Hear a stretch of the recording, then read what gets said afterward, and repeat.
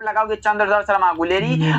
याद रखिएगा आप लोग। चलिए, अब उसने कहा था एक प्रकार का कहानी है, ये भी आप लोग याद रखिएगा। अगला प्रश्न हमारे सामने है 10 नंबर सवाल। देखो, कुरमाई का अर्थ क्या होता है? बहुत ही अच्छा प्रश्न है। कुरमाई का जो अर्थ होता है वो क्या होता है? मंगनी होता है बच्चों। क्या होता है? मंगनी होता है। राइट आंसर ऑप्शन नंबर हो जाएगा। ये विवाह मत लगाना, ये सब गलत हो जाएगा। चलिए आगे बढ़ते हैं। अगला नंबर सवाल हमारे सामने 11 नंबर सवाल है। उसने कहा था किस प्रकार की कहानी है? उसने कहा था जो कहानी है वो किस प्रकार की कहानी है? तो आपको याद होगा, उसने कहा था चंद्रधर शर्मा गुलेरी के द्वारा रचित एक प्रकार का कर्म प्रधान कहानी है। हमारा सही जवाब ऑप्शन नंबर बी हो जाएगा। अगले प्रश्न की ओर बढ़ते हैं। अगला प्रश्न हमारे सामने 12 नंबर सवाल है। लेफ्टिनेंट साहब सूबेदार को कितने आदमी खंदक में छोड़कर जाने को कहा था? बताओ आप लोग। लेफ्टिनेंट साहब जो थे वो सूबेदार को कितने आदमी को खंदक में छोड़कर जाने को कहा था? तो आपको पता होगा कि कितने लोगों को, तो 10 लोगों को। Right answer option number B हो जाएगा। अगले प्रश्न की ओर बढ़ते हैं। अगला प्रश्न हमारे सामने 13 नंबर सवाल है। अमृतसर में लहना सिंह के कौन थे? बहुत ही अच्छा प्रश्न है। ये प्रश्न आपके बोर्ड परीक्षा में हर एक बार पूछे जाते हैं। बता दो, अमृतसर में लहना सिंह के कौन रहते थे? तो मामा जी रहते थे। राइट आंसर आपका ऑप्शन नंबर सी हो जाएगा। याद रखिएगा आप लोग। चलिए अगला प्रश्न है, और इसी प्रश्न को एक बार ऐसे पूछा गया था कि लहना अमृतसर ये मामा कहाँ के रहने वाले थे? ये जो थे लहना सिंह के मामा कहाँ के रहने वाले थे? आप लगाओगे अमृतसर। चलिए अगला प्रश्न को देखिए। अगला प्रश्न हमारे सामने 14 नंबर सवाल है। लहना सिंह किस पद पर था? जमादार के पद पर था। लहना सिंह जमादार के पद पर था।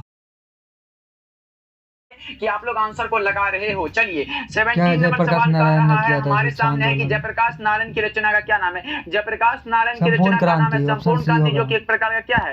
एक प्रकार का भाषण है। लोकनायक जयप्रकाश नारायण के द्वारा लिखा गया। बच्चों याद रखिएगा आप लोग। चलिए अब 18 नंबर सवाल को देखिए। ये रहा हमारे सामने, फटाफट से कर लेते हैं क्योंकि 200 ऑब्जेक्टिव है भाई, बहुत ही कम समय में करना है आप लोगों को। अगर रिवीजन करने का मन होगा तो कभी भी वीडियो चला के देख लेना, आपका रिवीजन हो जाएगा। संपूर्ण क्रांति का नारा किसने दिया था? तो लोकनायक जयप्रकाश नारायण ने दिया था।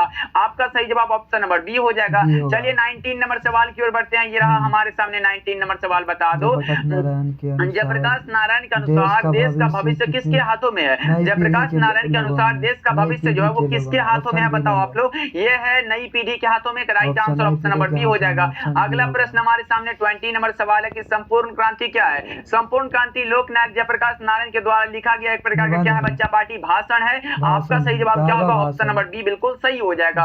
21 नंबर सवाल है। ये रहा हमारे सामने 21 नंबर सवाल का रहा, जयप्रकाश नारायण ने किस साल छात्र आंदोलन का नेतृत्व किया था? यह भी प्रश्न बहुत इंपॉर्टेंट है कि लोकनायक जयप्रकाश नारायण ने किस वर्ष छात्र आंदोलन का नेतृत्व किया था? तो 5 जून 1974 को पटना के गांधी मैदान में किया था। इसीलिए सही जवाब ऑप्शन नंबर सी हो जाएगा।